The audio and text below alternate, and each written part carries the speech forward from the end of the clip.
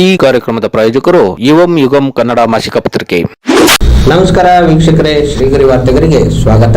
ನಾನು ನಿಮ್ಮ ಗ್ರಹೇಶ್ವರ ಗಾರ್ಡಿಗೇಂದ್ರ. ಆ ಕ್ಷೇತ್ರಕ್ಕೆ ಬರ್ತಾನೆ ಅಂದ್ರೆ ಇದೆಂಥ ದೊಡ್ಡದಾದಂತಹ ಒಂದು ತತ್ವ ಸಿದ್ಧಾಂತ ಇದು. ಮಗಧ ಸಾಮ್ರಾಜ್ಯ, ಕಳಿಂಗ ಸಾಮ್ರಾಜ್ಯ ಎಲ್ಲವೂ ಸಹ ಈ ಜೈನ ಚಕ್ರವರ್ತಿಗಳಿಂದಲೇ ನಡೆದಂತಹದ್ದು. ಮೈಸೂರು ಜಿಲ್ಲೆಯ ಶ್ರೀ ಕ್ಷೇತ್ರ ಗೊಮ್ಮಟಗಿರಿಯ ಭಗವಾನ್ ಶ್ರೀ ಬಾಹುಬಲಿ ಸ್ವಾಮಿಯ ಮಸ್ತಕಾಭಿಷೇಕ ಮಹಾ ಮಹೋತ್ಸವಕ್ಕೆ ನಾವೆಲ್ಲರೂ ಕೂಡ ಇಲ್ಲಿ ಉಪಸ್ಥಿತರಿದ್ದೇವೆ. ಪತ್ರಿಕೆಯಲ್ಲಿ 75ನೇ ಮಸ್ತಕಾಭಿಷೇಕ ಅಂತ ಹೇಳಿದೆ. ಅಂದ್ರೆ 75ನೇ ಮಸ್ತಕಾಭಿಷೇಕ ಈ ಸಮಿತಿಯವರು ಮಾಡ್ತಾ ಇರೋದು. ಏನು ಗೊಮ್ಮಟಗಿರಿ ಸೇವಾ ಸಮಿತಿ ಅಂತ ಮಾಡಿ ಆ ಸಮಿತಿಯವರು 75ನೇ ಮಸ್ತಕಾಭಿಷೇಕವನ್ನ ಮಾಡ್ತಾ ಇದ್ದಾರೆ. ಬಾಹುಬಲಿ ಸ್ವಾಮಿಯ ಏನು ಗೊಮ್ಮಟಗಿರಿಯ ಬಾಹುಬಲಿ ಸ್ವಾಮಿ ಸುಮಾರು 800-900 ವರ್ಷ ಪ್ರಾಚೀನವಾದಂತಹ ಮೂರ್ತಿ. ಹಾಗೆ ಸುಮಾರು 600-700-800 ಮಸ್ತಕಾಭಿಷೇಕಗಳು ಆಗಿರ್ಬೋದು. ಆದ್ರೆ ಈ ಸಮಿತಿ ಮಾಡಿ 75 ವರ್ಷ ಆಯ್ತು. 75 ವರ್ಷಗಳಿಂದ ಈ ಮಸ್ತಕಾಭಿಷೇಕವನ್ನ ಈ ಸಮಿತಿಯವರು ನೆರವೇರಿಸಿಕೊಂಡು ಬಂದಿದ್ದಾರೆ. ನಮ್ಮ ಪಟ್ಟಾಭಿಷೇಕವಾದ ನಂತರ ಪ್ರಪ್ರಥಮವಾಗಿ ಈ ಕ್ಷೇತ್ರದ ಬಾಹುಬಲಿ ಸ್ವಾಮಿ ದರ್ಶನ ಮಾಡೋದಕ್ಕೋಸ್ಕರ ಬಂದಿದ್ದೇವೆ. ಅಭಿಷೇಕವನ್ನ ಮಾಡೋದಕ್ಕೋಸ್ಕರ ಬಂದಿದ್ದೇವೆ. ಎಲ್ಲ ಸಿದ್ಧತೆಯನ್ನು ನೋಡಿ ಬಹಳ ಸಂತೋಷವಾಯಿತು. ಬಹಳ ವೈಭವದಿಂದ, ಬಹಳ ವಿಜೃಂಭಣೆಯಿಂದ ತಾವೆಲ್ಲರೂ ಕೂಡ ಬಾಹುಬಲಿ ಸ್ವಾಮಿಯ ಮಸ್ತಕಾಭಿಷೇಕವನ್ನ ಮಾಡಲು ಇಲ್ಲಿ ಸೇರಿದ್ದೀರಾ. ಇಷ್ಟೆಲ್ಲ ಅಚ್ಚುಕಟ್ಟಾಗಿ ಸುಂದರವಾಗಿ ಮಸ್ತಕಾಭಿಷೇಕವನ್ನ ಹೇಗೆ ಮಾಡ್ತಾ ಇದ್ದಾರೆ ಈ ಮೈಸೂರು ಸಮಾಜದವರು ಅಂತ ಹೇಳಿ ನಾವು ಯೋಚನೆ ಮಾಡಬೇಕಾದ್ರೆ ಗೊತ್ತಾಯ್ತು. ಮೈಸೂರಿನಲ್ಲಿ ಇರ್ತಕ್ಕಂಥವರು ಹಾಗೆ ಈ ಗೊಮ್ಮಟಗಿರಿ ಸೇವಾ ಸಮಿತಿಯಲ್ಲಿ ಇದ್ದವರು ಎಲ್ಲರೂ ಕೂಡ ಮೂಲತಃ ಶ್ರವಣ ಬೆಳಗೊಳ. ಎಲ್ಲ ಶ್ರವಣ ಬೆಳಗೊಳದಲ್ಲಿ ಮಸ್ತಕಾಭಿಷೇಕವನ್ನ ನೋಡಿ ಮಾಡಿ ಎಲ್ಲರಿಗೂ ಕೂಡ ಬಹಳ ರೂಢಿ ಇದೆ. ಹಾಗಾಗಿ ಈ ಒಂದು ಬಾಹುಬಲಿ ಅಷ್ಟು ದೊಡ್ಡ ಮೂರ್ತಿಯ ಮಸ್ತಕಾಭಿಷೇಕವನ್ನೇ ನೋಡಿದವರಿಗೆ ಈ ಮೂರ್ತಿಯ ಮಾಡೋದು ಬಹಳ ಕಷ್ಟ ಏನಲ್ಲ. ಹಾಗಾಗಿ ತಾವೆಲ್ಲರೂ ಕೂಡ ಇಂತಹ ಒಂದು ಕಾಡಿನೊಳಗೆ ಸುತ್ತಮುತ್ತ ಕೂಗೊಡಿದ್ರು ಕೂಡ 2 ಕಿಲೋಮೀಟರ್ ಅಲ್ಲಿ ಯಾವುದೇ ಒಂದು ಮನೆ ಇಲ್ಲ ಅಂತ ಹೇಳಿ ಅನ್ಸುತ್ತೆ.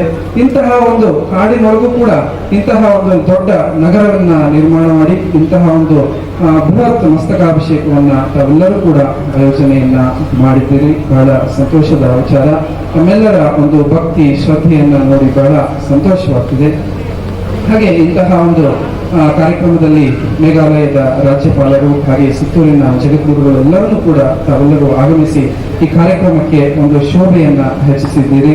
ಹಾಗೆ ಈಗಷ್ಟೇ ನಮ್ಮ ಗೋಮಧುಸೂದನ್ ಅವರು ಹೇಳಿದ್ದಾರೆ, ಏನು ಈ ಜೈನ ಧರ್ಮದ ತತ್ವಗಳು, ಈ ಅಹಿಂಸಾ ತತ್ವಗಳು ಈ ಒಂದು ಈಗಿನ ಕಾಲದಲ್ಲಿ ಎಲ್ಲಾ ದೇಶಗಳಿಗೂ ಕೂಡ ಬಹಳ ಮುಖ್ಯವಾದಂಥದ್ದು ಅಂತ ಹೇಳಿ. ಹಾಗೆ ಬಾಹುಬಲಿ ಸ್ವಾಮಿಯ ಸಂದೇಶವೂ ಕೂಡ ಬಹಳ ಈಗಿನ ಪರಿಸ್ಥಿತಿಯಲ್ಲಿ ಬಹಳ ಮುಖ್ಯವಾಗಿ ಬೇಕಾದಂತಹ ಏನು ಸಂದೇಶಗಳು ಅಂತ ಹೇಳಿ ನಾವು ಹೇಳ್ಬೋದು.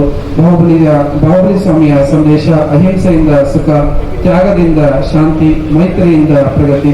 ನೀವೆಲ್ಲರೂ ಕೂಡ ಮೈತ್ರಿ ಭಾವದಿಂದ, ಭಕ್ತಿ ಭಾವದಿಂದ, ಶ್ರದ್ಧಾ ಭಾವದಿಂದ ಈ ಕಾರ್ಯಕ್ರಮವನ್ನ ಎಲ್ಲರೂ ಮೈತ್ರಿಯಿಂದ ಅಲ್ಲಿ ಆ ಸ್ವಾಮೀಜಿಯವರನ್ನು ಕರೆಸಿದ್ರು, ಈ ಸ್ವಾಮೀಜಿಯವರನ್ನು ಕರೆಸಿದ್ರು, ಗವರ್ನರನ್ನ, ರಾಜಕೀಯದವರನ್ನ ಎಲ್ಲರೂ ಕರೆಸಿ ಮೈತ್ರಿ ಭಾವದಿಂದ, ಹಾಗೆ ಎಲ್ಲಾ ಸಮಾಜದವರು ಸುತ್ತಮುತ್ತದವರು ಎಲ್ಲರೂ ಸೇರಿ ಮೈತ್ರಿ ಭಾವದಿಂದ ಈ ಕಾರ್ಯಕ್ರಮ ಮಾಡ್ತಾ ಇರೋದ್ರಿಂದಲೇ ಈ ಕಾರ್ಯಕ್ರಮ ಯಶಸ್ವಿ ಆಗ್ತಾ ಇದೆ.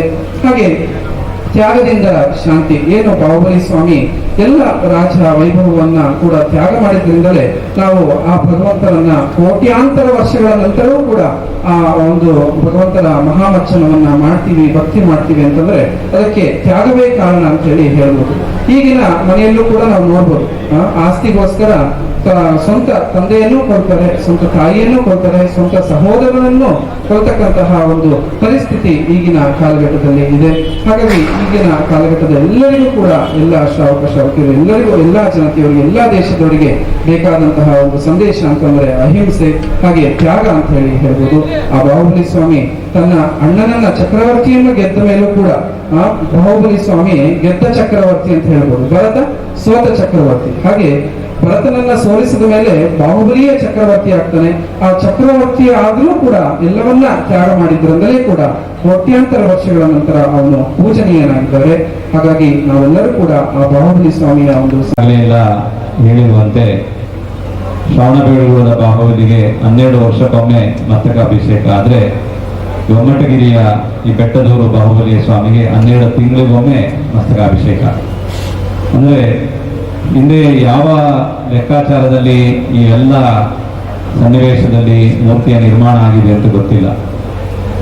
ನಾವು ಸಹಜವಾಗಿ ಕೆಲವು ದಿನಗಳಿಂದ ಬಂದಾಗ ಒಬ್ಬರು ಯಾರೋ ಗೂಗಲ್ ಮ್ಯಾಪ್ ಮಾಡನ್ನ ತೋರಿಸ್ತಾ ಇದ್ರು. ಶ್ರವಣಬೆಳಗೊಳದ ಬಾಹುಬಲಿ ಸ್ವಾಮಿ ಅದೇ ನೇರ ಬಿಂದುವಿನಲ್ಲಿ ಹೊಸಕೋಟೆ ಬಾಹುಬಲಿ ಸ್ವಾಮಿ, ಅದೇ ನೇರ ಬಿಂದುವಿನಲ್ಲಿ ಗೊಮ್ಮಟಗಿರಿಯ ಒಂದು ಬಾಹುಬಲಿ ಸ್ವಾಮಿ.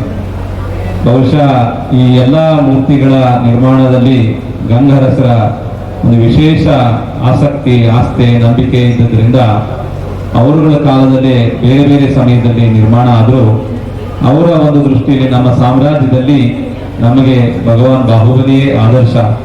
ಆತನ ತ್ಯಾಗ ಮತ್ತು ಯಾವ ಅಹಿಂಸಾ ಸಂದೇಶ ಇದೆ ಅದು ನಮ್ಮ ರಾಜ್ಯದಲ್ಲಿ ಯಾವಾಗಲೂ ಜನ ನೆನಪಿಟ್ಕೊಳ್ಬೇಕು ಅನ್ನೋ ದೃಷ್ಟಿಯಿಂದಲೇ ಕೆಲವು ದೂರದಲ್ಲಿ ಬಾಹುಬಲಿಯ ಮೂರ್ತಿಗಳನ್ನ ನಿರ್ಮಾಣ ಮಾಡಿಸಿ ಆಗಾಗ ಅಲ್ಲಿ ಅಭಿಷೇಕ ಆಗ್ತಾ ಇದ್ರೆ ದೊಡ್ಡ ಬಾಹುಬಲಿಗೆ 12 ವರ್ಷಕ್ಕೊಂದು ಆದ್ರೂ ಬೇರೆ ಸಂದರ್ಭದಲ್ಲಿ ಬಾಹುಬಲಿಯನ್ನ ಮರಿಬಾರದು ಅನ್ನುವಂಥ ದೃಷ್ಟಿಯಿಂದ ಮುಂದಾಲೋಚನೆ ಇಟ್ಟೆ ಬಹುಶಃ ಸಾಮೀಪ್ಯದಲ್ಲೇ ಈ ಬಾಹುಬಲಿಯ ವಿಗ್ರಹಗಳನ್ನ ನಿರ್ಮಾಣ ಮಾಡಿರಬಹುದು ಅನ್ನುವಂಥದ್ದು ಕಾಣುತ್ತೆ.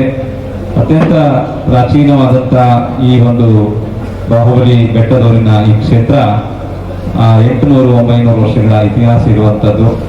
ಹಾಗೆ ನೋಡಿದಾಗ ಬಾಹುಬಲಿ ಈ ದೇಶದ ಅತ್ಯಂತ ಯಾವ ಪ್ರಾಚೀನವಾದಂಥ ಹೆಸರು ಇದೆ, 14 ವರ್ಷ ಋಷಭನಾಥ ತೀರ್ಥಂಕರರ ಮಗ, ಅನಂತರ ಸಹೋದರನಾದಂಥ ಭರತನಿಂದ ಈ ಭಾರತ ಜನಿಸಿಕೊಳ್ತು.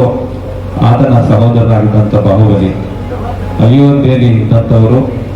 ಆದರೆ ಬಾಹುಬಲಿ ಅಯೋಧ್ಯೆಯಿಂದ ಹುಟ್ಟಿ ಬೆಳೆದು ಪೌಧನಾಪುರದ ಸಾಮ್ರಾಜ್ಯವನ್ನು ಆಳಿದಂಥ ವ್ಯಕ್ತಿತ್ವ, ಮಹಾನ್ ಯೋಧ. ಭರತ ಷಟ್ಖಂಡವನ್ನು ಗೆದ್ದು ಬಂದ್ರು, ಬಾಹುಬಲಿ ಕೊನೆಗೆ ಎಲ್ಲರೂ ಶರಣಾಗತರಾದರೂ ಬಾಹುಬಲಿ ಶರಣಾಗೋದಿಲ್ಲ. ನೀನು ನಿನ್ನ ಕೌಶಲ್ಯದಿಂದ ಅಥವಾ ನಿನ್ನ ಶಕ್ತಿಯಿಂದ ನೀನು ನನ್ನನ್ನು ಗೆಲ್ಲಬೇಕಾಗುತ್ತೆ. ಕಾರಣ ನಾನು ಈ ಪೌದನಾಪುರಕ್ಕೆ ರಾಜನಾಗಿದ್ದೇನೆ.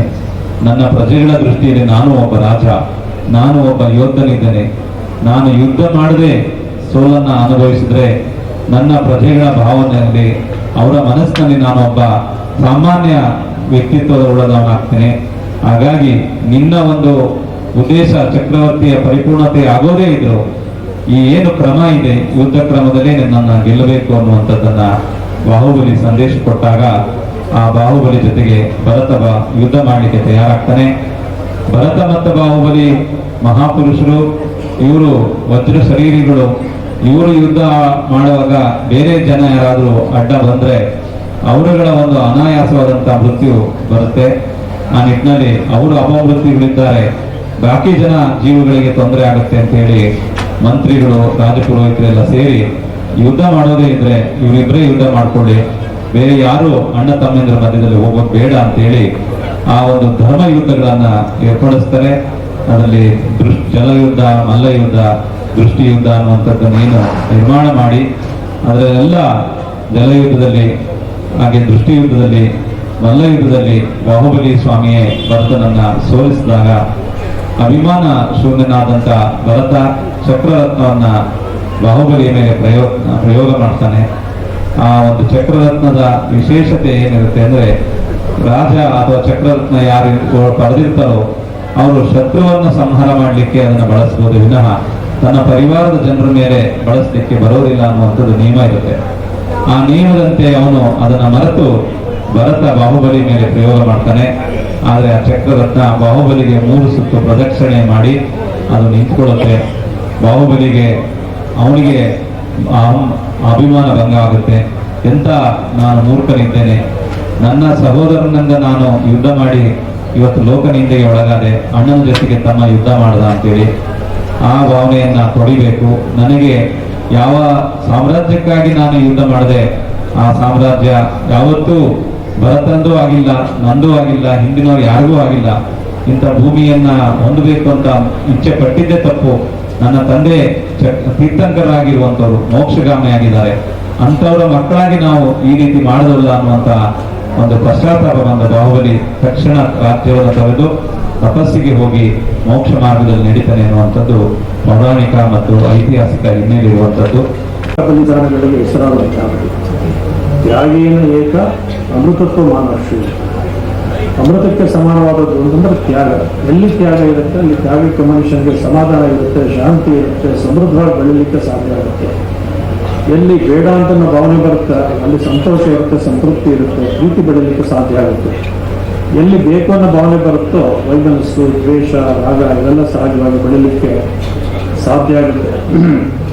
ರಾಮಕೃಷ್ಣ ಪರಮಹಂಸರಿಗೆ ಒಬ್ಬ ಶಿಷ್ಯ ಒಂದ್ಸರಿ ಕೇಳ್ತಾನಂತೆ, ಗೀತೆ ಏನು ಹೇಳುತ್ತೆ, ಭಗವದ್ಗೀತೆ ಏನು ಹೇಳುತ್ತೆ? ಅವ್ರು ನಕ್ಕೊಂತ ಹೇಳ್ದಂತೆ ಅದೇನು ಹೇಳುತ್ತೆ ಅಂತ ಗೊತ್ತಾಗಬೇಕಂತಂದ್ರೆ ಗೀತೆ ಅಂತ ಸುಮ್ಮನೆ ಹೇಳ್ತಾ ಹೋಗಪ್ಪ ನಿಮಗೆ ಗೊತ್ತಾಗುತ್ತೆ. ಗೀತೆ ಅಂತ ಹೇಳಿದ್ರೆ ನಾನು ಭಾಳ ಸರಿ ಹೇಳ್ತಾ ಹೋದ್ರೆ ತ್ಯಾಗ ಅಂತ ಬರುತ್ತೆ. ಗೀತೆ ಹೇಳೋದ್ರೆ ತ್ಯಾಗವನ್ನು ಮಾಡಬೇಕು ಅಂತ ಬರುತ್ತೆ ಹಾಗೆ ಅಂತನ್ನುವ ಮಾತನ್ನು ಹೇಳ್ತಾರೆ. ಹಾಗೆ ತ್ಯಾಗದ ಮೂರ್ತಿ, ಏನೂ ಬೇಡ ಅಂತ ಜಗತ್ತನ್ನೇ ತಿರಸ್ಕರಿಸಿದಂತಹ ಮೂರ್ತಿಗೆ ಅಂತಹ ಮಹಾಮಸ್ತಕಾಭಿಷೇಕವನ್ನು ಮಾಡಿದ್ರೆ ಇಲ್ಲಿ ನನ್ನ ಪೂಜ್ಯರು ಹೇಳಿದ ಹಾಗೆ ನಾವೆಲ್ಲನೂ ಬಿಡ್ಲಿಕ್ಕೆ ಸಾಧ್ಯ ಆಗಿರಬಹುದು. ಏನೂ ಬಿಡಬಾರದು ಅಂತ ಮನಸ್ಸು ಆಗ್ಬೋದು. ಆದರೆ ನಮ್ಮ ಮನಸ್ಸಿನಲ್ಲಿ ಇರಬಹುದಾದಂತಹ ನಮಗೆ ಬೇಡವಾದಂತಹ ಸಂಗತಿಗಳು ಅಥವಾ ನಮ್ಮ ಊಟದಲ್ಲಿ ಬೇಡವಾದಂಥ ಸಂಗತಿ ಇರ್ಬೋದು, ಆರೋಗ್ಯಕ್ಕೆ ಅಪಾಯ ಆಗುವಂತಹ ಒಂದು ಆಹಾರ ಸೇವಿಸೋದಿರ್ಬೋದು, ಅಂತ ಮನುಷ್ಯನ ಒಂದು ಸದ್ಭಾವನೆಗಳಿಗೆ ಆರೋಗ್ಯಕರ ಜೀವನಕ್ಕೆ ಅನುಕೂಲವಾಗುವಂತಹ ಸಂಗತಿಗಳನ್ನು ಬಳಸಿ ಬೇಡವಾದಂಥ ಒಂದೇ ಒಂದು ವಸ್ತುಗಳನ್ನು ಬಿಡ್ತಾ ಹೋಗೋದೇ ಅದು ನಾವು ಮಾಡುವಂಥ ದೊಡ್ಡ ತ್ಯಾಗ ಆಗುತ್ತೆ. ಅದೊಂದು ಪೂಜ್ಯ ಭಟ್ಟಾರಕ ಬಯರು ಹೇಳಿರೋದೇನೆಂದರೆ ಇಂತಹ ಒಂದು ಶುಭ ಸಮಾರಂಭಗಳಲ್ಲಿ ಅಂತಹ ಭಾವನೆಗಳನ್ನು ಕಿಂಚಿತ್ತಾದರೂ ಕೂಡ ಮನಸ್ಸಿನಲ್ಲಿ ಬೆಳೆಸ್ಕೊಳ್ಬೇಕು ಅಂತ ಅನ್ನೋದು. ಇಲ್ಲಿ ಒಂದು ಸಣ್ಣ ಕವನ ಇದೆ, ಒಂದೆರಡು. ನಿನ್ನ ದರ್ಶನ ನಮಗೆ ನಿತ್ಯ ಮಂಗಳ ಇದ್ದುದು, ನಿನ್ನ ಪೂಜಾ ಸ್ತುತಿಯು ಸುಖ ಶಾಂತಿದಾಯಕವು, ನಿನ್ನಡಿಯ ವಂದನೆ ಜೀವನದ ಸಾರ್ಥಕವು, ಚೆನ್ನಸಿರಿ ಬಾಹುಬಲಿ ಪಾದಕೆರಗುವನು. ನಿನ್ನಂತಾಗಬೇಕೆಂದಿಲ್ಲವಾದರೂ ಆಗೊಮ್ಮೆ ಈಗೊಮ್ಮೆ ನಿನ್ನ ಬೆಟ್ಟವ ಹತ್ತಿ ಕ್ಷಣಕಾಲ ಸುತ್ತಲೂ ನಿರೂಪಿಸುತ್ತಾ ನಿಲ್ಲುವುದನ್ನ ನೆನಪು, ಜಗವ ಕಂಡು ನಿನ್ನಂತೆ ನಗುವ ಬಗೆಯ ಕಲಿಸಬಲ್ಲೆಯ ಓದೆಯ ಗುಮ್ಮಟದ. ಹಾಗೆ ಭಗವಂತನ ಸ್ಮರಣೆ, ನೀವು ಮನೆಯಲ್ಲಿದ್ದಾಗ ಗುಮ್ಮಟ ನೆನಪು ಮಾಡಲಿಕ್ಕೂ ಇಲ್ಲಿ ಗೊಮ್ಮಟಿ ಬರಿಗೆ ಬಂದು ಗೊಮ್ಮಟನ ಪಾದಸ್ಥಳದಲ್ಲಿ ಹೋದಾಗ ಗುಮ್ಮಟ ನೆನಪು ಮಾಡಿಕೊಳ್ಳಿಕ್ಕೆ ಕೂಡ ವ್ಯತ್ಯಾಸ ಇರುತ್ತೆ. ಅಂತಹ ಒಂದು ದಿವ್ಯಾನುಭವವನ್ನು ಪಡೆದುಕೊಳ್ಳಬಹುದಾದಂಥ ಕ್ಷೇತ್ರದಲ್ಲಿ ನಾವೆಲ್ಲ ಇಲ್ಲಿ ಸೇರಿದ್ದೇವೆ. ಪೂಜ್ಯತ್ರಯರು ಇವತ್ತು ನಮ್ಮೊಡನಿದ್ದಾರೆ. ಕನಕಗಿರಿಯ ಶ್ರೀಗಳು ಕೂಡ ನಾಳೆ ಇಲ್ಲಿ ಬರ್ತಾರೆ ಎನ್ನುವ ಮಾಹಿತಿಯನ್ನು ನೀಡಿದ್ದಾರೆ. ಕೊಂಬುಜ ಕ್ಷೇತ್ರದ ಪೂಜ್ಯ ಶ್ರೀ ದೇವೇಂದ್ರ ಕೀರ್ತಿ ಭಟ್ಟಾರಕ ಮಹಾಸ್ವಾಮಿಗಳು ಈ ಕ್ಷೇತ್ರವನ್ನು ಅಭಿವೃದ್ಧಿಪಡಿಸಬೇಕು ಅಂತನ್ನುವ ಸಂಕಲ್ಪವನ್ನು ಹೊತ್ತು ಎಲ್ಲ ಭಕ್ತಾದಿಗಳ ಒಂದು ಪ್ರೋತ್ಸಾಹವನ್ನು ಪಡೆದು ಈ ಕ್ಷೇತ್ರದಲ್ಲಿ ಒಂದು ಅಭಿವೃದ್ಧಿ ಕಾರ್ಯಗಳಾಗಬೇಕು ಅಂತ ಸಂಕಲ್ಪವನ್ನು ಮಾಡಿದ್ದಾರೆ. ಅನೇಕ ಅಭಿವೃದ್ಧಿ ಕಾರ್ಯಗಳು ಈಗ ಪ್ರಾರಂಭವಾಗಿ ತನ್ನ ಮುನ್ನಡೆಸುವಂತಹ ಯೋಜನೆಯನ್ನು ರೂಪಿಸಿಕೊಂಡು ಇಲ್ಲಿ ವರ್ಷದ 365 ದಿವಸ 24 ಗಂಟೆಗಳು ಕೂಡ ಇಲ್ಲಿ ಬರುವಂತಹ ಭಕ್ತಾದಿಗಳಿಗೆ, ಯಾತ್ರಾರ್ಥಿಗಳಿಗೆ ಸಕಲ ಸೌಲಭ್ಯಗಳನ್ನು ಕಲ್ಪಿಸಬೇಕು ಅಂತನ್ನುವಂತಹ ಒಂದು ಸಂಕಲ್ಪವನ್ನು ಮಾಡಿದ್ದಾರೆ. ಅದಕ್ಕೆ ಪೂರಕವಾಗಿ ಅನೇಕ ಅಭಿವೃದ್ಧಿ ಕೆಲಸಗಳನ್ನು ಅವರೇ ಮುಂದಿನಿಂದ ಮಾಡ್ತಾ ಇರ್ತಕ್ಕಂಥದ್ದು ಸಂತೋಷದ ಸಂಗತಿ ಹಾಗೆ ಅಂತ ಹೇಳಿ ಪೂಜ್ಯ ಶರಣಗುರುಗಳಾದ ಭಟ್ಟಾರಕರು ಈ ಕಾರ್ಯಕ್ರಮದಲ್ಲಿ ಉಪಸ್ಥಿತಿದ್ದಾರೆ.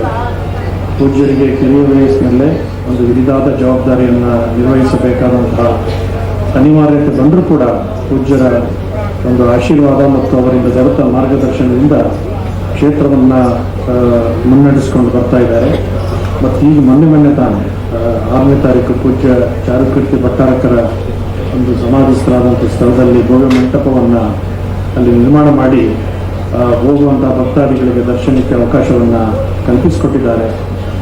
ಹಾಗೆ ನಮ್ಮ ಗಂಬದಹಳ್ಳಿ ಹಿರಿಯ ಭಟ್ಟಾರಕರು ಶ್ರವಣಬೆಳಗೊಳದ ಭಟ್ಟಾರಕ ಸ್ವಾಮೀಜಿಯವರು ಅವರು ಪ್ರವಾಸ ಮಾಡೋದಿಲ್ಲ, ಕ್ಷೇತ್ರದಲ್ಲೇ ಇರಬೇಕು ಅಂತಂದಾಗ ಎಲ್ಲ ಕಡೆಗೂ ಪ್ರತಿನಿಧಿಯಾಗಿ ಹೋಗ್ತಿದ್ದಾರೆ. ನಮಗೆ ಅವ್ರನ್ನ ಕಳಿಸ್ಕೊಡ್ತೀವಿ ಅಂತ ಹೇಳ್ತಿದ್ರು, ಅವ್ರನ್ನ ಕಳಿಸ್ಕೊಡ್ತಾ ಇದ್ರು. ಅವರೆಲ್ಲ ಕಡೆ ಅಷ್ಟು ಸಂತೋಷದಿಂದ ಹೋಗ್ತಾ ಇದ್ರು. ನಮ್ಮ ಸುರೇಂದ್ರ ಹೆಗ್ಡೆ ಅವರು ಧರ್ಮಸ್ಥಳದ ಒಂದು ಪ್ರತಿನಿಧಿಯಾಗಿ, ಧರ್ಮಸ್ಥಳದ ಸ್ಪೋರ್ಟ್ಸ್ಮನ್ ಯಾರು ಅಂದರೆ ಅದು ಸುರೇಂದ್ರ ಹೆಗ್ಡೆ. ವೀರೇಂದ್ರ ಹೆಗ್ಡೆ ಅವರು ಕ್ಷೇತ್ರಾಧಿಪತಿ. ಆದರೆ ಎಲ್ಲ ಕೆಲಸಗಳು ಮಾಡೋರು ಯಾರು ಅಂತಂದರೆ ಸುರೇಂದ್ರ ಹೆಗ್ಡೆ ಅವರು ಏನು ಸೂಚ್ಯವಾಗಿ ಹೇಳ್ತಾರೆ ಅದನ್ನೆಲ್ಲ ಗ್ರಹಿಸಿ ಒಂದು ಕ್ಷೇತ್ರದ ಘನತೆ ಗೌರವಗಳಿಗೆ ತಕ್ಕದಾದಂಥ ರೀತಿಯಲ್ಲಿ ಕ್ಷೇತ್ರದ ಸಮಸ್ತ ಕಾರ್ಯವನ್ನು ನಿರ್ವಹಿಸುವಂತಹವರು ಸುರೇಂದ್ರ ಕುಮಾರ್ ಅವರು ಈ ಕಾರ್ಯಕ್ರಮಕ್ಕೆ ಆಗಮಿಸಿದ್ದಾರೆ. ನಮ್ಮ ರಾಜ್ಯಪಾಲರು ದೂರದಿಂದ ಬಂದಿದ್ದಾರೆ. ಅವರು ಮಧುಸೂದನ್ ಅವರು ಹೇಳಿದ್ರು ಪಕ್ಕದ ಹುಣಸೂರಿನವರು, ಇದು ಹುಣಸೂರಿದೆ. ಅವರು ಈ ಕ್ಷೇತ್ರವನ್ನು ಶಾಸಕರಾಗಿ, ಲೋಕಸಭಾ ಸದಸ್ಯರಾಗಿ ಪ್ರತಿನಿಧಿಸಿದ್ದಾರೆ. ಈ ಕ್ಷೇತ್ರದ ಒಳಗೂ ಹೊರಗೂ ಎಲ್ಲ ನೋಡಿದಂಥವರು, ಈ ಕ್ಷೇತ್ರದ ಅಭಿವೃದ್ಧಿಗಾಗಿ ಶ್ರಮಿಸಿದಂಥವರು. ಬಹುಶಃ ಈ ಕ್ಷೇತ್ರದ ಒಂದು ಗೊಮ್ಮಟನ ಒಂದು ಆಶೀರ್ವಾದದಿಂದ ಇವತ್ತು ಮೇಘಾಲಯದ ರಾಜ್ಯಪಾಲರಾಗಿ ಆ ಒಂದು ಮಹಾಮಸ್ತಕೋತ್ಸವದಲ್ಲಿ ಭಾಗವಹಿಸುವಂಥ ಶುಭಾಕಾಶ ಅವರಿಗೆ ತಲುಪಿದೆ. ಇಲ್ಲಿ ಶಾಸಕರಾಗಿದ್ದವರು, ಲೋಕಸಭಾ ಸದಸ್ಯರಾಗಿದ್ದವರು, ಇಲ್ಲಿಯ ಸ್ಥಳೀಯ ಪ್ರತಿನಿಧಿಗಳ ರಾಜ್ಯಪಾಲರಾಗಿ ಬರ್ತಾರೆ ಅಂತಂದರೆ ಅದಕ್ಕೆ ನಾವು ಪುಣ್ಯ ವಿಶೇಷ ಅಂತ ಭಾವಿಸಬೇಕು. ಸಜ್ಜನ ಸನ್ನಡತೆಯ ಸದಾ ಭಕ್ತಿಭಾವವನ್ನು ನಮ್ಮಲ್ಲಿ ಅಳವಡಿಸಿಕೊಂಡಿರುವಂತಹ ವಿಜಯಶಂಕರ್ ಅವರು ಈ ಕಾರ್ಯಕ್ರಮಕ್ಕೆ ವಿಶೇಷವಾಗಿ ಆಗಮಿಸಿರೋದು ಸಂತೋಷದ ಸಂಗತಿ. ಹಾಗೆ ಹೇಳಿ ಹೋಗಿ ಮಧ್ಯಾಹ್ನದವರೆಗೆ ಇತ್ತು ವಾಪಸ್ ಬರಬೇಕು ಅನ್ನೋದಾದ್ರೆ ನಾವು ಆಯ್ಕೆ ಮಾಡಿಕೊಳ್ಳುವಂತ ಕ್ಷೇತ್ರ ಅದು ಗೊಮ್ಮಟಗಿರಿ ಕ್ಷೇತ್ರ ಅನ್ನೋದನ್ನ ಹೇಳಿಕೆ ಬಯಸ್ತೇನೆ. ಈ ಭಾಗಕ್ಕೆ ಬಂದು ಈ ಭಾಗದಲ್ಲಿ ಕೂತು ನೆಮ್ಮದಿ ಓಡಾಡಿ ಭಗವಂತನ ದರ್ಶನ ಮಾಡಿ ನಾವು ತಂದಂತ ತಿಂಡಿ ಏನಾದ್ರು ಊಟವನ್ನು ಮಧ್ಯಾಹ್ನ ಮುಗಿಸಿ ನೆಮ್ಮದಿಯಾಗಿ ವಾಪಸ್ ನಾವು ಹೋಗ್ತಿರುವಂತ ದಿನಗಳು ಈಗೂ ಕೂಡ ನನಗೆ ಜ್ಞಾಪಕ ಇದೆ. ಹೀಗಾಗಿ ಚಿಕ್ಕ ವಯಸ್ಸಿನಿಂದ ಒಂದು ನಂಟು, ಒಂದು ಸಂಬಂಧ, ಒಂದು ಆತ್ಮೀಯತೆಯ ಬಾಂಧವ್ಯ ಈ ನೆಲದ ಜೊತೆಯಲ್ಲಿ, ಜಾಗದ ಜೊತೆಯಲ್ಲಿ ಆ ಭಾವನಾತ್ಮಕ ಸಂಬಂಧಗಳಿದೆ ಅನ್ನುವಂಥದ್ದನ್ನ ನಿಮ್ ಗಮನಕ್ಕೆ ನಾನು ತರಲಿಕ್ಕೆ ಬಯಸ್ತೇನೆ. 2011ರಲ್ಲಿ ನಾನು ಇಲ್ಲಿ ಬಂದಿದ್ದೆ. ಆ ಸಮಯದಲ್ಲಿ ನಾನು ಅರಣ್ಯ ಮಂತ್ರಿ ಆಗಿದ್ದೆ. ನಾನು ಆ ಸಮಯದಲ್ಲಿ ಇದೇ ರೀತಿ ಒಂದು ಧಾರ್ಮಿಕ ಕಾರ್ಯಕ್ರಮಕ್ಕೆ ನಾನು ಬಂದಿದ್ದೆ. ಅದಾದ್ಮೇಲೆ ಭಗವಂತನ ಕೃಪೆ ಶ್ರೀಗಳು ಹೇಳಿದಾಗೆ 2011 ನಂತರ ಮತ್ತೆ ಇಲ್ಲಿ ಬಂದಿದ್ದೇನೆ. ಅವತ್ತು ಅರಣ್ಯ ಮಂತ್ರಿಯಾಗಿ ಬಂದಿದೆ, ಇವತ್ತು ರಾಜ್ಯಪಾಲನಾಗಿ ಬಂದಿದ್ದೇನೆ. ಅವನು ಅಧಿಕಾರ ತ್ಯಾಗ ಮಾಡಿರ್ಬೋದು, ಆದ್ರೆ ಅವನು ನಂಬಿದವರಿಗೆ ಕೆಲಸ ಮಾಡಪ್ಪ ಅಂತೇಳಿ ಹೇಗೆ ಅವನು ಭರತನಿಗೆ ತನ್ನ ಇಡೀ ಸಾಮ್ರಾಜ್ಯವನ್ನು ಧಾರೆ ಎರೆದನೋ ಹಾಗೆ ಅವರು ನಂಬಿದವರಿಗೆ ನನ್ನ ಎಲ್ಲ ಶಕ್ತಿಯನ್ನು ನಿನಗೆ ಧಾರೆ ಇರ್ತೇನೆ. ಸಮಾಜದ ಒಳಿತಿಗಾಗಿ, ದೇಶದ ಒಳಿತಿಗಾಗಿ, ಧರ್ಮದ ರಕ್ಷಣೆಗಾಗಿ ನೀನು ಎದೆ ಕೊಟ್ಟು ಕೆಲಸ ಮಾಡುವಂತೇಳಿ ಧೈರ್ಯ ತುಂಬುವಂತ ಅಪರೂಪದ ವ್ಯಕ್ತಿತ್ವಗಳಲ್ಲಿ, ಶಕ್ತಿಯಲ್ಲಿ ಅದು ಬಾಹುಬಲಿ ಕೂಡ ಒಬ್ಬ. ಯಾಕೆಂದ್ರೆ ಕೇವಲ ಬಾಹುಗಳಿಂದ ಅವನು ಬಲಿಷ್ಠ ಮಾತ್ರ ಅಲ್ಲ, ತನ್ನ ಇಚ್ಛಾಶಕ್ತಿಯಿಂದ, ತನ್ನ ಪ್ರೇರಣಾ ಶಕ್ತಿಯಿಂದ, ಮನುಷ್ಯತ್ವದಿಂದ ದೈವತ್ವಕ್ಕೆ ಏರಿದಂತ ಒಂದು ವ್ಯಕ್ತಿತ್ವ ಅದು ಬಾಹುಬಲಿ ಅನ್ನುವಂಥದ್ದನ್ನು ಹೇಳಿಕೆ ನಾನು ಬಯಸ್ತೇನೆ. ಹೀಗಾಗಿ ಬಾಹುಬಲಿ ನಮ್ಮ ಪಾಲಿಗೆ ರಾಜನಲ್ಲ, ಬಾಹುಬಲಿ ನಮ್ಮ ಪಾಲಿಗೆ ಮನುಷ್ಯನಲ್ಲ, ನಮ್ಮ ಬಾಹುಬಲಿ ನಮ್ಮ ಪಾಲಿಗೆ ಭಗವಂತನ ಸ್ವರೂಪ, ನಮ್ಮ ಪಾಲಿಗೆ ದೈವಿ ಸ್ವರೂಪ ಅನ್ನುವಂಥದ್ದನ್ನ ನಾವು ಬಹಳ ಸ್ಪಷ್ಟವಾಗಿ ಅರ್ಥ ಮಾಡ್ಕೊಂಡಿದ್ದೇವೆ. ಹೀಗಾಗಿ ನಮ್ಮೆಲ್ಲರಿಗೂ ಕೂಡ ಸದಾಕಾಲ ಕೂಡ ಒಂದು ಪ್ರೇರಣ ಶಕ್ತಿಯಾಗಿ ನಾವು ಮಾಡಬೇಕಾದ ಕಾರ್ಯ, ನಮ್ಮ ಜವಾಬ್ದಾರಿಗಳ ಹಿನ್ನೆಲೆಯಲ್ಲಿ ಸದಾಕಾಲ ಕೂಡ ನಮ್ಮ ಎಚ್ಚರಿಸುವಂತ ಒಂದು ದಿವ್ಯ ಕ್ಷೇತ್ರವಾಗಿ ನಮ್ಮೆಲ್ಲರಿಗೂ ಕೂಡ ಪ್ರೇರಣೆಯನ್ನ ಸದಾಕಾಲ ಕೂಡ ಬಾಹುಬಲಿ ನೀಡಿ ಈ ಜಗದ ಎಲ್ಲ ಅನಿಷ್ಟಗಳು ಕೂಡ, ಎಲ್ಲ ದರಿದ್ರಗಳು ಕೂಡ, ಎಲ್ಲ ಅಮ್ಮಗಳು ಕೂಡ ದೂರಾಗಿ ಯಾವ ಭರತ ಚಕ್ರವರ್ತಿಯಿಂದ, ಯಾವ ಭರತನಿಂದ ಈ ಭಾರತ ವರ್ಷ ಪ್ರಾರಂಭ ಆಗಿದೆಯೋ ಇಡೀ ಜಗತ್ತಿನ ಅಜ್ಞಾನವನ್ನು ದೂರ ಮಾಡಿ, ಭಾರತ ಅಂದ್ರೆ ಏನು, ಭಾ ಅಂದ್ರೆ ಬೆಳಕು, ರಥ ಅಂದ್ರೆ ತೇರು, ಇಡೀ ಜಗದ ಕತ್ತಲೆಯನ್ನು ಕಳೆದಂತ ಭೂಮಿ, ಇಡೀ ಮನುಕುಲಕ್ಕೆ ಜ್ಞಾನವನ್ನು ನೀಡಿದಂತ ಭೂಮಿ ಅದು ಭಾರತ ಅನ್ನೋದನ್ನು ಅರ್ಥ ಮಾಡ್ಕೊಳ್ಬೇಕಾಗ್ತದೆ. ಹೀಗಾಗಿ ಈ ಭಾರತದ ಕೀರ್ತಿ ಮತ್ತೆ ಜಗತ್ತರಿಗೆ ಏರು ಹೋಗುವಂತ, ಇಡೀ ಮನುಕುಲದ ಅಜ್ಞಾನವನ್ನು ದೂರ ಮಾಡಿ ಆ ಜ್ಞಾನ ಜೀವಿತೆಯನ್ನ ಇಡೀ ಜಗತ್ತಿಗೆ ನೀಡುವಂತ ಹಿನ್ನೆಲೆಯಲ್ಲಿ ಈ ರೀತಿಯ ದೈವಿ ಶಕ್ತಿಗಳು ಸದಾಕಾಲ ಕೂಡ ನಮಗೆ ಪ್ರೇರಣೆ ನೀಡಿ ತಾಯಿ ಭಾರತ ಮತ್ತೆ ನಿತ್ಯ ಸುಮಂಗಲೆಯಾಗಿ ನೆರೆಯುವಂತ ಹಿನ್ನೆಲೆಯಲ್ಲಿ ಈ ರೀತಿಯ ದೈವಿ ಶಕ್ತಿಗಳ ಶ್ರೀರಕ್ಷೆ ನಮ್ಮೆಲ್ಲರೂ ಕೂಡ ಸದಾಕಾಲ ಕೂಡ ಲಭ್ಯ ಆಗಲಿ ಅಂತ ಮಾತನ್ನ ಈ ಸಮಯದಲ್ಲಿ ನಾನು ಹೇಳಿಕೆ ಬಯಸ್ತಾನೆ. ಒಂದು ಮಾತು ಈ ಸಮಯದಲ್ಲಿ ಹೇಳಿ ನನ್ನ ಮಾತನ್ನು ಮುಗಿಸ್ಕೊಂಡಿದ್ದೇನೆ. ಈಗ ಮೇಘಾಲಯದ ರಾಜ್ಯಪಾಲ ನಾನು ಮೇಘಾಲಯಕ್ಕೆ ಹೋದಾದ ಮೇಲೆ ನಮ್ಮ ರಾಜಭವನದಲ್ಲಿ ಮೊದಲನೇ ಸಭೆಯನ್ನು ತೆಗೆದುಕೊಂಡಾದ ಮೇಲೆ ರಾಜಭವನದ ಅಧಿಕಾರಿಗಳ ಜೊತೆಯಲ್ಲಿ ನಾನು ತೆಗೆದುಕೊಂಡಂತ ಮೊದಲನೇ ತೀರ್ಮಾನ, ರಾಜಭವನದಲ್ಲಿ ತೆಗೆದುಕೊಂಡಂತ ಮೊದಲನೇ ತೀರ್ಮಾನ, ರಾಜಭವನ ಅಂದ್ರೆ ಮೇಘಾಲಯದ ರಾಜಭವನ ಅಂದ್ರೆ ನಮ್ಮ ಪಾಲಿಗೆ ಮೇಘಾಲಯದ ಮಂದಿರ, ಮೇಘಾಲಯದ ಜನರ ಕಲ್ಯಾಣಕ್ಕೋಸ್ಕರ ಏಳಿಗೆಗಾಗಿ ಅಭಿವೃದ್ಧಿಗಾಗಿರುವಂತ ಒಂದು ಮಂದಿರ. ಮಂದಿರ ಅಂದ್ರೆ ಅದರ ಪರಿಶುದ್ಧತೆ ಪವಿತ್ರತೆಯನ್ನು ಕಾಪಾಡಿಕೊಳ್ಬೇಕಲ್ಲ. ಆ ಕಾರಣೆಯಲ್ಲಿ ನಾನು ತೆಗೆದುಕೊಂಡಂತ ಮೊದಲನೇ ತೀರ್ಮಾನ ಏನಂದ್ರೆ, ನಾನಿರೋರಿಗೆ ಕೂಡ ಎಲ್ಲಿವರೆಗೂ ನಾನು ಮುಂದಿನ ಕಥೆ ಗೊತ್ತಿಲ್ಲ, ಹಿಂದಿನ ಕಥೆ ಕೂಡ ಗೊತ್ತಿಲ್ಲ, ನಾನು ಎಲ್ಲಿವರೆಗೂ ಕೂಡ ಈ ಭವನದಲ್ಲಿದ್ದೇನೋ ಅಲ್ಲಿವರೆಗೂ ಕೂಡ ಮೇಘಾಲಯದ ರಾಜಭವನ ಮಾಂಸಾಹಾರ ಮತ್ತು ಮದ್ಯಪಾನ ಮುಕ್ತ ಆಗಬೇಕು.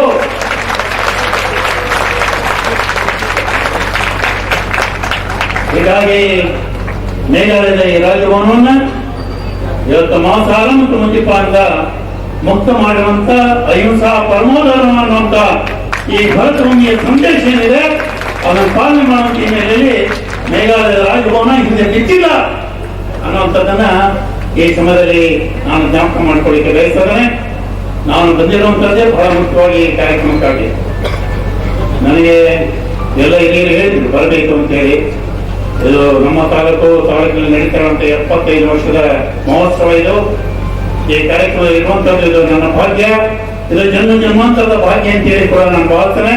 ಹೀಗಾಗಿ ಈ ಕಾರ್ಯಕ್ರಮಕ್ಕೆ ಬರಬೇಕು, ಈ ಕಾರ್ಯಕ್ರಮದಲ್ಲಿ ಇರಬೇಕು ಅನ್ನೋಂಥದ್ದು ನಮ್ಮ ಇಚ್ಛೆ ಅಲ್ಲ, ಇದು ಆ ಭಗವಂತನ ಇಚ್ಛೆ. ಬರುವಂತದ್ದು ನಾವು ಬಂದಿಲ್ಲ, ಅವನು ಕಲಿಸ್ಕೊಂಡಿದ್ದಾನೆ. ನಾವು ಬರೋದು ಬೇರೆ, ಕಲಿಸ್ಕೊಳ್ಳೋದು ಬೇರೆ. ಹೀಗಾಗಿ ಅದು ಸ್ವತಃ ಭಗವಂತ ಈ ಕಾರ್ಯಕ್ರಮದಲ್ಲಿ ಬಂದು ಭಾಗಿಯಾಗುವಂತ ಭಾಗ್ಯವನ್ನು ಕೊಟ್ಟಿದ್ದಾನೆ. ಈ ಕಾರ್ಯಕ್ರಮಕ್ಕೆ ನಾನು ಶುಭ ಹಾರೈಸ್ತೇನೆ. ಈ ಕಾರ್ಯಕ್ರಮಕ್ಕೆ ಯಶಸ್ಸನ್ನು ಕೊಡ್ತಾ ಇದ್ದೇನೆ. ಈ ಕಾರ್ಯಕ್ರಮದಲ್ಲಿ ಅತ್ಯಂತ ಪ್ರಮುಖ ಪೂಜನೆ ಅನೇಕ ಶ್ರೀಗಳು ನಮ್ಮೆಲ್ಲರ ಮಧ್ಯೆ ಭಾಗಿಯಾಗಿದ್ದಾರೆ. ಮತ್ತೊಮ್ಮೆ ಅವರೆಲ್ಲರೂ ಕೂಡ ಭಕ್ತಿಪೂರ್ವಕವಾಗಿ ಅವರ ಅಡಿಯಾವಳಿಗಳಲ್ಲಿ ನಮಸ್ಕರಿಸಿ ಮತ್ತೆ ಮುಂದಿನ ವಾರ್ತೆಗರಿಯಲ್ಲಿ ಭೇಟಿಯಾಗೋಣ. ಶ್ರೀಗರಿ, ನಿಮ್ಮ ಮನದಾಳದ ಗರಿ. ನಮಸ್ಕಾರ. ಶ್ರೀಗರಿ, ನಿಮ್ಮ ಮನದಾಳದ ಗರಿ. ಶ್ರೀಗರಿ, ನಿಮ್ಮ ಭಾವನೆಗಳ ಗರಿ. ಶ್ರೀಗರಿ, ನಾಡಿನ ಹೆಮ್ಮೆಯ ಗರಿ. ಮನೆ ಮನಗಳ ಗರಿದು ಶ್ರೀಗರಿ, ತನು ಮನ ಧನಗಳ ಗರಿದು ಶ್ರೀಗರಿ, ವಿಶ್ವದ ದೇಶದ ನಾಡಿನ ಗರಿದು ಶ್ರೀಗರಿ. ಶ್ರೀಗರಿ ಶ್ರೀಗರಿ ಶ್ರೀಗರಿ ಶ್ರೀಗರಿ ಶ್ರೀಗರಿ, ನಿಮ್ಮ ಮನದಾಳದ ಗರಿ.